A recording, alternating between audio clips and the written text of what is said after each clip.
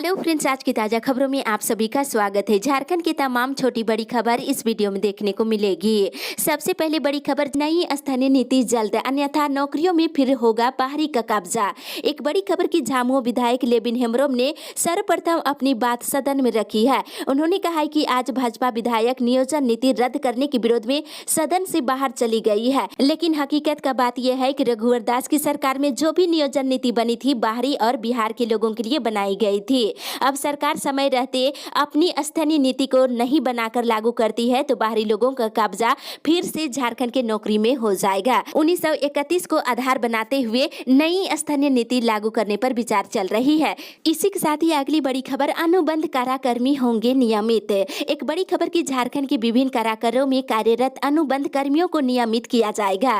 राज्य सरकार के गृह कारा आपदा प्रबंधन विभाग ने इस संबंध में आदेश जारी कर दिया है। आदेश के अनुसार राज्य भर के कारागारों में दैनिक भत्ता पर video conferencing operator, computer operator, driver और सफाई कर्मी कार्यरत है। इसी आदेश के तहत गृह विभाग कर्मियों को नियमित किए जाने का आदेश गृह विभाग के द्वारा जल्द जारी की जाएगी। राज्य सरकार के गृह विभाग ने इसकी जानकारी विधानसभा को दिया है। इसी के साथ ही अगली बड़ी खबर, मौसम विभाग से, झारखंड में दिन में गर्मी लगातार बढ़ रही है।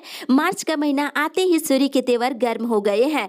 राज्य के ज्यादातर जिलों में पिछले एक सप्ताह में बढ़ते तापमान लोगों के शरीर से स्वेटर और जैकेट उतार दिए हैं। और वहीं झारखंड में मंगलवार को सबसे गर्म जमशेदपुर और चाईबासा रहा। वहां सबसे अधिक तापमान 37.8 डिग्री सेल्सियस रिकॉर्ड की गई है, जबकि न्यूनतम तापमान बोकारो में 15.6 डिग्री सेल्सियस रिकॉर्ड की गई है। मार्च की महीना आते ही अप्रैल और जून जैसा तापमान देखने को मिल रही है। और मौसम विभाग से मिली जानकारी के अनुसार अगले 7 दिन न्यूनतम और अधिकतम तापमान में लगातार उतार चढ़ाव देखने को मिलेगा। हालांकि मौसम पूरी तरह से साफ रहेगा। इसी के साथ ही अगली बड़ी खबर, झारखंड का बजट आज होगा पेश। राज्य सरकार बुधवार को विधानसभा में वर्ष 2021-22 का बजट पेश करेगी। वित्त मंत्री डॉक्टर रामेश्वर उरांव इसे सदन में पेश करेंगे। माना जा रहा है कि इस बार का बजट गांव और रोजगार पर केंद्रीकृत होगा, जिससे लोगों को रोजगार मिल सके। और बजट में क्षेत्रीय संतुलन को भी साधने की प्रयास किए जाने की संभावना है। वहीं दूसरी तरफ मंगलवार को ही विधानसभा ने चालू वित्तीय वर्ष के द्वितीय अनुपूरक बजट को पारित कर दिया है। वहीं मुख्यमंत्री ने कहा है कि राज्य सरकार का बजट बहुत मेहनत और सोच विचार करके बनाया गया है। इसे राज्य के हर वर्ग के लोगों को ध्यान में रखकर बनाया गया है। इसी के साथ ही अगली बड़ी खबर, नियोजन नीति रद्द कर नौजवानों का जीवन संकट में डाला। विधानसभा की द्वितीय पाली में सदन की कार्यवाही प्रारंभ होते ही भाजपा के विधायकों ने नियोजन नीति रद्द करने के विरोध में जोरदार तरीके से हंगामा शुरू कर दिए। विधायक भानु प्रताप शाही ने कहा है कि नियोजन नीति रद्द होने से नौजवानों का जीवन संकट में डाल दिया गया है और सरकार कान में तेल डालकर सो रही है। सरकार अब विलंब नियोजन नीति लाए और युवाओं का भविष्य सुनिश्चित करे। उन्होंने कहा है कि आज 14वें वित्त आयोग और पंचायत सचिव, सहायक पुलिस और उच्च शिक्षा के अभ्यर्थियों का जीवन संकट में है। इसी के साथ ही अगली बड़ी खबर, टीके की दूसरी खुराक अन्य केंद्रों पर लेने का प्रावधान। कोरोना टीका का दूसरा डोज लोग अब अलग अलग शहरों में भी लगवा सकेंगे। केंद्रीय स्वास्थ्य मंत्रालय ने कोविड वेबसाइट के जरिए दूसरे शहर में भी टीका लगवाने के लिए पंजीकरण की सुविधा प्रदान कर दी है। नेशनल हेल्थ एजेंसी के प्रमुख ने मंगलवार को यह जानकारी दिया है। उन्होंने कहा है कि टीकाकरण की प्रक्रिया को लोगों की मांग के अनुरूप बनाने के लिए कई कदम उठाए गए हैं। वहीं दूसरी तरफ महाराष्ट्र, केरल, पंजाब समेत 8 राज्यों में नए मरीज मिलने की दर लगातार बढ़ती जा रही है। 2 हफ्ते में पहले जहां देश में 1.5 लाख से कम सक्रिय मरीज थे, लेकिन अब ये बढ़कर के 1,66,000 के करीब पहुंच गई है। इसी के साथ ही अगली बड़ी खबर, दिव्यांग छात्र छात्राओं को मिलेगा 50,000 अनुदान। राज्य के दिव्यांग छात्र छात्राएं जिन्हें नेशनल स्कॉलरशिप स्कीम का लाभ नहीं मिल रही है, उन्हें शिक्षा विभाग की ओर से 50,000 रुपये एक मुश्तार राशि आर्थिक अनुदान के रूप में दी जाएगी। महिला, बाल विकास और सामाजिक सुरक्षा विभाग ने झारखंड राज्य दिव्यांग विकास निधि नियमावली 2021 की अधिसूचना जारी कर दी है। वहीं विभाग की ओर से जारी अधिसूचना में जिला दिव्यांग पुनर्वास केंद्रों और अन्य संस्थानों के जरिए पहले से मिलने वाले उपकरण के अलावा अन्य किसी यंत्र के लिए 15,000 रुपये दिए जाएंगे। वहीं एकल लाभुक दिव्यांग जन जिन्हें प्रधानमंत्री रोजगार गारंटी योजनाओं का लाभ नहीं मिला है, तो उन्हें रोजगार सृजन के लिए 50,000 रुपये तक की सहायता राशि स्वरोजगार के लिए आर्थिक रूप से अनुदान के रूप में दिया जाएगा। इसी के साथ ही अगली बड़ी खबर, पंचायत स्तर पर श्रमिक मित्रों की नियुक्ति का हो रहा विरोध। पंचायत स्तर पर श्रमिक मित्रों की नियुक्ति का विरोध शुरू हो गया है। है, सरकार ने पहले प्रखंड स्तर पर पंचायत मित्रों की नियुक्ति की थी, लेकिन हाल में ही प्रखंड स्तर पर नियुक्ति करने जा रही है। इसके लिए आदेश भी जारी कर दिया गया है। विभाग के इस आदेश के बाद असमंजस की स्थिति बनी हुई है। पहले से कार्यरत प्रखंड मित्रों को अब कहां रखा जाएगा, इसे लेकर के भी स्थिति स्पष्ट नहीं की गई है। इस मामले को लेकर मंगलवार को झारखंड प्रदेश श्रमिक मित्र संघ के प्रतिनिधिमंडल ने श्रम मंत्री से मुलाकात कर ज्ञापन सौंपा है। इस पर उन्होंने विचार करने का आश्वासन दिया है। इसी के साथ ही अगली बड़ी खबर, शिक्षकों के मांगे गए नाम। मैट्रिक और इंटर के कॉपी मूल्यांकन को लेकर के सभी जिलों के शिक्षकों के नाम मांगे गए हैं। झारखंड एकेडमिक काउंसिल के सचिव महिप कुमार सिंह ने सभी जिला शिक्षा पदाधिकारियों को पत्र लिख करके अविलंब उपलब्ध कराने का निर्देश दिया है। इसमें हाई स्कूल, +2 और इंटर महाविद्यालय के नाम, नियुक्ति की तिथि, मोबाइल नंबर, बैंक का नाम, खाता संख्या और IFC कोड की जानकारी देनी है। मूल्यांकन कार्य में TGT, PGT शिक्षकों को भी लगाए जाने की संभावना है। इसी के साथ ही अगली बड़ी खबर, सेना बहाली की तैयारी को लेकर बैठक, कई निर्णय। रांची के मोराबादी मैदान में 10 से लेकर 30 मार्च तक सेना बहाली की रैली की जा रही है। आपको बता दें, इसको लेकर के मंगलवार को सेना और प्रशासनिक पदाधिकारियों की समन्वय बैठक समन्वयालय भवन में हुई और इस बैठक के दौरान कर्नल पटियाल ने PPT के माध्यम से सेना बहाली की प्रक्रिया की जानकारी देते हुए आयोजन स्थल पर जिला प्रशासन के द्वारा की जाने वाली व्यवस्था से संबंधित जानकारी दी। उन्होंने पंडाल निर्माण, बिजली व्यवस्था, पेयजल, शौचालय, अग्निशमन और रैली के दौरान सुरक्षा व्यवस्था को लेकर मजिस्ट्रेट की प्रतिनियुक्ति आदि को लेकर जिला प्रशासन से सहयोग की मांग किया है। इसी के साथ ही अगली बड़ी खबर, छूटे हुए लाभुक जल्द से जल्द दे आवेदन पत्र। मुख्यमंत्री पशुधन योजना 2020-21 के तहत पशुपालन विभाग और गव्य विकास विभाग के द्वारा लाभुकों को दिए जाने वाले सहायता को लेकर DC छवि रंजन की अध्यक्षता में कल बैठक की गई और बैठक में प्रखंड स्तर से अनुशंसा किए गए लाभुकों के आवेदनों को स्वीकृति दे दी गई है और वहीं जिन लाभुकों के द्वारा जातीय आवासीय प्रमाण पत्र नहीं जमा किया गया है, ऐसे लाभुकों को जल्द से जल्द प्रमाण पत्र जमा करने का निर्देश दिया गया है। इसी के साथ ही अगली बड़ी खबर, केरोसिन विस्फोट में मृतकों के परिजनों को 4-4 लाख। हजारीबाग में केरोसिन विस्फोट की घटनाओं में मारे गए लोगों के परिजनों को 4-4 लाख रुपए मुआवजा मिलेगा। मुख्यमंत्री हेमंत सोरेन ने मंगलवार को विधानसभा में इसका ऐलान कर दिया है।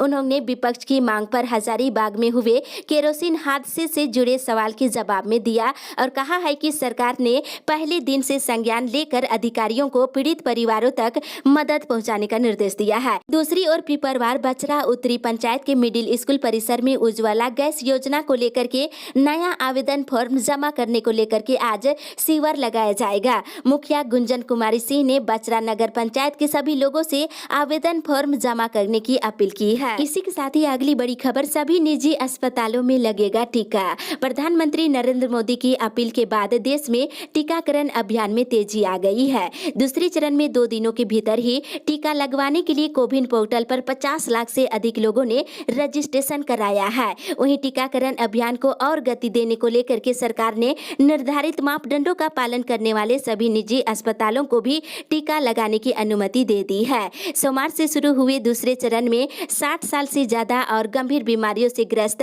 45 साल से अधिक उम्र के लोगों को कोरोना का टीका दी जा रही है। वहीं मिली जानकारी के अनुसार सुबह के 9 बजे से शाम के 5 बजे तक टीका लगाने की जो पाबंदी थी उसे खत्म कर दी गई है। देर तक टीकाकरण की अनुमति दी गई है। इसी के साथ ही अगली बड़ी खबर, नहीं निकलेगा जुलूस, मंच पर होगा शिव विवाह। एक बड़ी खबर की विगत 17 वर्षों में पहली बार शिवरात्रि पर पहाड़ी मंदिर से जुलूस नहीं निकाला जाएगा। कोरोना संक्रमण के कारण अनुमति नहीं दी गई है और शिव विवाह का पूरा कार्यक्रम पहाड़ी मंदिर के समीप ही किया जाएगा और मंदिर के मुख्य गेट के सामने भव्य मंच भी बनाया जाएगा और भजन कीर्तन के बीच ही इसी मंच में महादेव और पार्वती का शुभ विवाह उत्सव मनाया जाएगा और उद्घाटन दोपहर के 3 बजे मुख्यमंत्री हेमंत सोरेन 11 मार्च को करेंगे और वहीं रात्रि के 9 बजे जयमाला की पूरी रस्म की जाएगी और देर रात वैदिक मंत्र उच्चारण के बीच विवाह संपन्न किया जाएगा। इसी के साथ ही अगली बड़ी खबर, ओबीसी मोर्चा ने विधायकों के प्रति जताया आभार। राष्ट्रीय ओबीसी मोर्चा के प्रदेश अध्यक्ष राकेश कुमार गुप्ता ने विधायक दीपक पांडे के प्रति आभार जताया है। कहा है कि विधायकों ने विधानसभा सत्र में संगठन की मांगों का समर्थन किया है। मोर्चा लगातार जनसंख्या अनुपात के आधार पर ओबीसी को 52% आरक्षण देने की मांग कर रही है। वहीं ओबीसी मंत्रालय का गठन करने के साथ ही आरक्षण बढ़ाने से पहले लिए कोई भी नियुक्ति नहीं करने की मांग किया है। इस मुद्दे को विधानसभा में उठाया गया, जिससे समाज में काफी उत्साह देखने को मिल रही है। इसी खबर कल से धनबाद रेलवे स्टेशन पर हर यात्री की होगी कोरोना जांच। महाराष्ट्र, केरल सहित अन्य राज्यों में कोरोना संक्रमण के बढ़ते केस को देखते हुए उपायुक्त उमा शंकर सिंह ने जिले के लोगों की सुरक्षा को लेकर विशेष निर्देश जारी किया है। 4 मार्च से धनबाद रेलवे स्टेशन पर उतरने वाले हर यात्री की ट्रूनेट जांच कराने का निर्देश दिया है। उन्होंने कहा कि धनबाद में अन्य राज्यों से बड़ी संख्या में लोग आते हैं और सबकी सुरक्षा के लिए कोरोना जांच जरूरी है। अन्य राज्यों से आने वाले यात्रियों की कोरोना पॉजिटिव होने की आशंका हो सकती है, इसलिए धनबाद रेलवे स्टेशन पर हर यात्री की कोरोना जांच कराई जाएगी। इसी के साथ ही अगली बड़ी खबर, मार्च के बाद विलंब शुल्क के साथ कटेगा होल्डिंग टैक्स। पलामू जिले में नगर पंचायत क्षेत्र के लिए मार्च 2021 के बाद विलंब शुल्क के साथ होल्डिंग टैक्स काटा जाएगा। जानकारी देते हुए नगर पंचायत के प्रोजेक्ट कोऑर्डिनेटर ने बताया है कि 31 मार्च के बाद आवासीय संपत्ति पर 2000 रुपये और सभी गैर आदिवासी संपत्ति पर 5000 रुपये और नगर पालिका ट्रेड लाइसेंस पर प्रतिदिन 10 रुपये जुर्माना देना होगा। जो भी नगरवासी अभी तक होल्डिंग टैक्स नहीं कटवाए हैं, वे जल्द से जल्द अपना होल्डिंग टैक्स जमा कर कटवा सकते हैं। इसी के साथ ही अगली बड़ी खबर, किसी ने मांगा आवास तो किसी ने मांगी नौकरी। गुमला जिले के उपायुक्त शिशिर कुमार सिन्हा ने अपने कार्यालय कक्ष में साप्ताहिक जनता दरबार का आयोजन कर जिले के विभिन्न सुदूरवर्ती क्षेत्र के आए फरियादियों की समस्याएं सुनी और उसके त्वरित निष्पादन हेतु संबंधित विभाग के लिए पदाधिकारियों को निर्देश दे दिया है। साथ ही इधर आवेदन सौंप करके प्रधानमंत्री आवास योजना और बकरी पालन योजना से लाभान्वित करने की मांग की गई है। साथ ही बेरोजगार रहने की भी बात बताई गई है। बेरोजगारों को नौकरी देने की मांग की गई है। इसी के साथ ही अगली बड़ी खबर, फ्रिज डीए करो रिलीज, महंगाई पर लगाओ रोक। झारखंड राज्य पेंशनर समाज जिला शाखा की कल बैठक हुई और जिसमें एक प्रस्ताव पारित कर भारत सरकार से मांग की गई है कि सेवा संहिता और संविधान में प्रदत्त पेंशनरों और कर्मचारियों का डीए जनवरी 2020 से फ्रीज कर दिया गया है, जो सरासर अन्याय है। जबकि महंगाई अभी 11% और बढ़ गई है। वहीं भारत सरकार दिन दुनी रात चौगुनी पूंजीपतियों को फायदा पहुंचाकर महंगाई बढ़ाते हुए पेंशनरों, कर्मचारियों और आम जनता की कमर को तोड़कर रख दिया है। रसोई गैस, पेट्रोल, डीजल का दाम कई गुना बढ़ा दी गई है, जबकि स्वयं प्रधानमंत्री के द्वारा कहा गया था कि अब महंगाई और नहीं बढ़ने देंगे। इसी के साथ ही अगली बड़ी खबर, कोरोना टीका पूरी तरह से सुरक्षित, भ्रम में न रहे। लोहरदगा जिले के उपायुक्त ने कल कोविड टीकाकरण को लेकर बैठक किए, जिसमें उपायुक्त ने निर्देश दिया है कि 60 वर्ष के नागरिकों को वैक्सीन की सुविधा उपलब्ध है, इसलिए वैसे नागरिक जो अपनी उम्र 1 जनवरी 2022 तक 60 वर्ष पूरा कर रहे हो, उनका टीकाकरण जरूर कराएं। इसके लिए उनका निबंधन कराने का निर्देश दिए हैं और सभी निबंधित लोगों का टीकाकरण जरूर कराने को कहा है। और कोरोना टीकाकरण पूरी तरह से सुरक्षित है। लोगों में जागरूकता का प्रचार प्रसार आवश्यक है। वहीं किसी भी तरह के भ्रम में नहीं रहने का अपील किए हैं। इसी के साथ ही अगली बड़ी खबर, राशन और पेंशन से नहीं कोई हो वंचित। लातेहार जिले के संभागनालय सभागार में मंगलवार को जनता दरबार का आयोजन किया गया और जनता दरबार में उपायुक्त ने विभिन्न प्रखंडों से आए ग्रामीणों से रूबरू हुए और वरीय पदाधिकारी समेत बीडीओ और सीईओ को समस्या का समाधान करने को लेकर के निर्देश दिया है। वहीं उन्होंने पदाधिकारियों को निर्देश दिया है कि जिले में कोई भी योग्य लाभुक राशन और पेंशन से वंचित नहीं होना चाहिए। साथ ही जनता दरबार में कूप निर्माण, पेयजल और पीएम आवास निर्माण, जमीन विवाद और चिकित्सक अनुदान समेत अन्य समस्या के संबंधित आवेदन पर आवश्यक कार्रवाई करने का निर्देश दिया है। इस अपडेट में बस इतना ही। आगे की खबर के लिए आप हमारे साथ बने रहे।